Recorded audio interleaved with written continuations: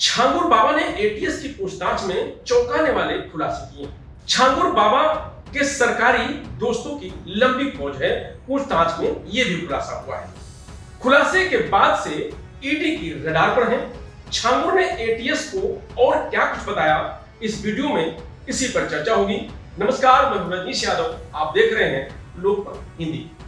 छांगुर बाबा ने एटीएस की पूछताछ में जो खुलासे किए, उसी के आधार पर परिवर्तन निदेशालय यानी ईडी ने जलालुद्दीन उर्फ छांगुर बाबा और उसकी गर्लफ्रेंड नीतू उर्फ नसरीन के खिलाफ जांच का दायरा बढ़ा दिया है। ईडी अब उनके 2 दर्जन करीबियों पर भी नजर रख रही है। इन लोगों के बैंक खातों की जानकारी जुटाई जा रही है। इनमें न्यायालय, राजस्व, पुलिस विभाग और अन्य विभागों से जुड़े अधिकारी और कर्मचारी शामिल हैं। ईडी ने इनसे जुड़े दस्तावेजों की एक फाइल तैयार कर ली है।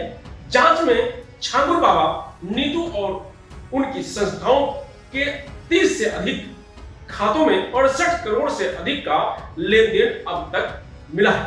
ईडी यह भी पता लगा रही है कि विदेशों से किन खातों में पैसा भेजा गया है। इसके साथ ही यह भी पता चला है कि छांगुर की कोठी में लव जिहाद का प्रशिक्षण दिया जाता था। ईडी छांगुर और नीतू के करीबियों के बैंक खाते की जानकारी जुटाने में लगी हुई है। इन करीबियों में कई सरकारी विभागों से जुड़े लोग भी शामिल हैं।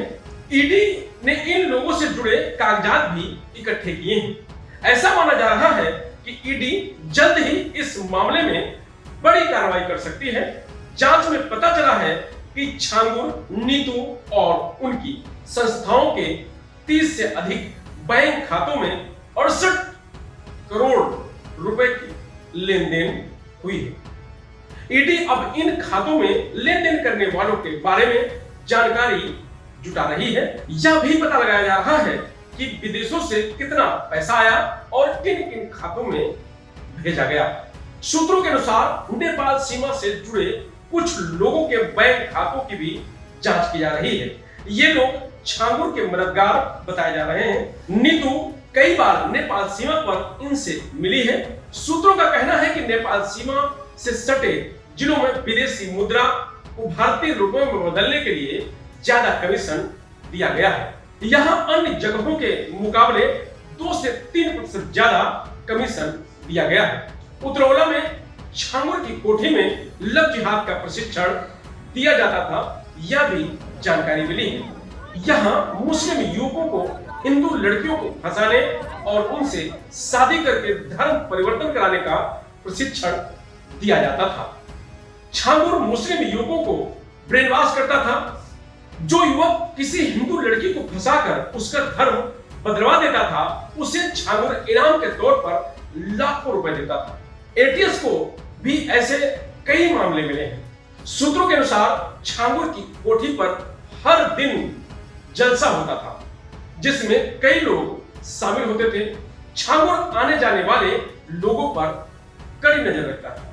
वह कहता था कि उसे इस्लाम को बढ़ावा देना है। सूत्रों के अनुसार उसने एटीएस से भी कहा था कि ऊपर वाले ने उसे हिंदुस्तान को मुस्लिम राष्ट्र बनाने के लिए भेजा है। संक्षेप में ईडी छांगुर और नीतू के खिलाफ वित्तीय अनियमितताओं और लव जिहाद के आरोपों की जांच कर रही है। जांच में कई चौंकाने वाले खुलासे हुए हैं, जिनमें हवाला के जरिए लेन देन और धर्म परिवर्तन के लिए प्रशिक्षण शामिल है।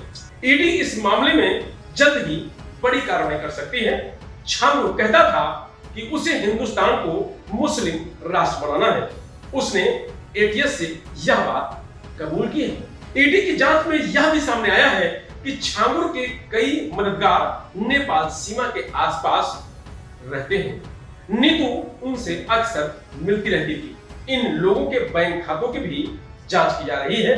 छांगुर कोठी में मुस्लिम युवकों को हिंदू लड़कियों को फंसाने और उनसे शादी करने का, साथ में धर्म परिवर्तन कराने का प्रशिक्षण देता था। छांगुर ऐसे युवकों को इनाम भी देता था। एटीएस को भी इस बारे में जानकारी मिली है। एटीएस की पूछताछ में छांगुर और उसकी दोस्त नसरीन एक के बाद एक नए खुलासे कर रही और उसी आधार पर ईडी अपनी जांच आगे बढ़ा रही है। ईडी के शिकंजे में यूपी के दर्जनों सरकारी अधिकारी और कर्मचारी हैं। फिलहाल इस खबर में इतना ही। आप देखते रहिए लोकमत हिंदी।